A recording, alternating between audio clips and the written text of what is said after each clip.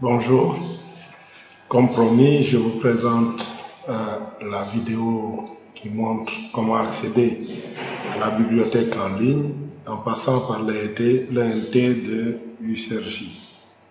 Alors pour cela, il faut commencer par taper l'adresse de l'ENT dans votre moteur de recherche. Et cette adresse, c'est https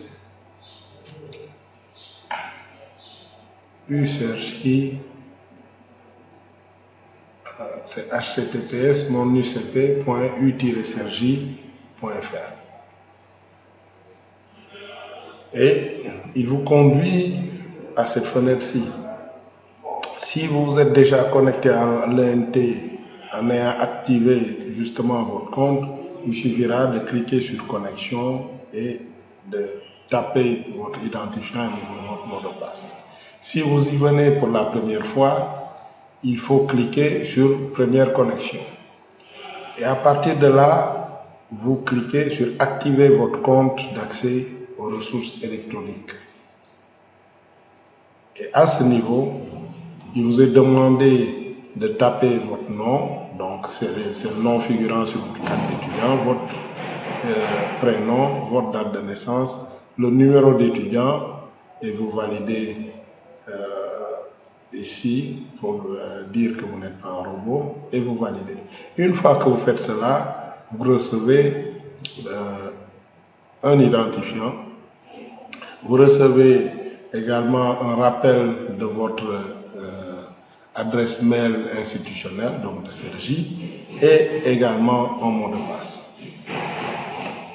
Moi, j'ai déjà ces éléments, donc je vais revenir d'un pas pour aller me connecter directement.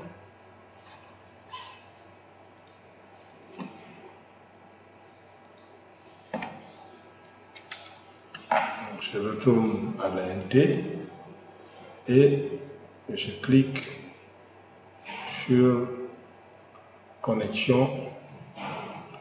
Moi, mes identifiants et mots de passe sont enregistrés sur mon ordinateur déjà, donc je les ai configurés pour qu'ils soient reconnus tout de suite, retenus. Je n'ai pas besoin de les retaper, donc je vais me connecter, ils sont là et je me connecte directement. Une fois à ce niveau, donc je vois l'accueil, un emploi de temps, etc. C'est pas ça qui m'intéresse. Ce qui m'intéresse, ce qui nous intéresse ici, se trouve ici dans l'onglet, sous l'onglet pédagogie, c'est la biblioweb. Donc je clique sur biblioweb et je vois apparaître cette page. Je clique sur le lien ici http://biblioweb.u-sergi.fr et j'entre dans la biblioweb. Là, ce qui m'intéresse, c'est d'aller justement consulter les bases de données où je vais retrouver les articles que je recherche, notamment Sciences Direct. Alors, comme je le disais, à ce niveau, on peut accéder à différentes bases de données, mais celles sur lesquelles il faut mettre l'accent lorsqu'on n'est pas physiquement à Cergy, ce sont celles qui sont libres et surtout celles qui donnent un accès distant. Alors ici, je mettrai, moi je vais dire que essentiellement je recherche mes articles dans Sciences Direct, dans Springer, dans Taylor & Francis et également dans Wiley qu'on retrouve ici. Alors je vais donner l'exemple à partir de Sciences Direct en allant rechercher l'article de Victoria.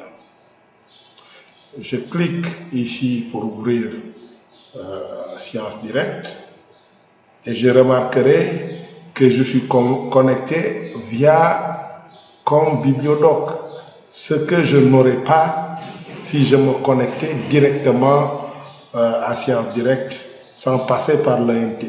C'est justement ce qui m'empêche de voir certains articles libres. Quand je n'ai pas ça, beaucoup d'articles deviennent payants.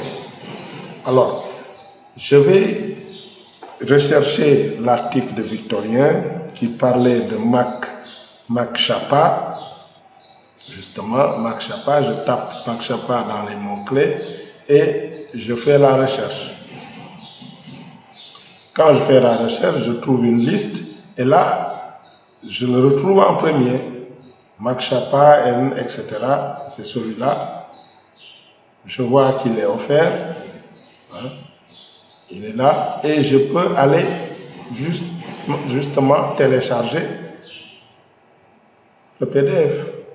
Et c'est fait. J'ai 49 pages, justement les 49 pages que j'ai envoyées à Victorien. L'article il est là, on ne me demande pas de payer, il est gratuit parce que je suis passé par l'UCP et j'ai bénéficié de l'abonnement de l'UCP. C'est tout. Victorien, comme je disais, c'est bien possible.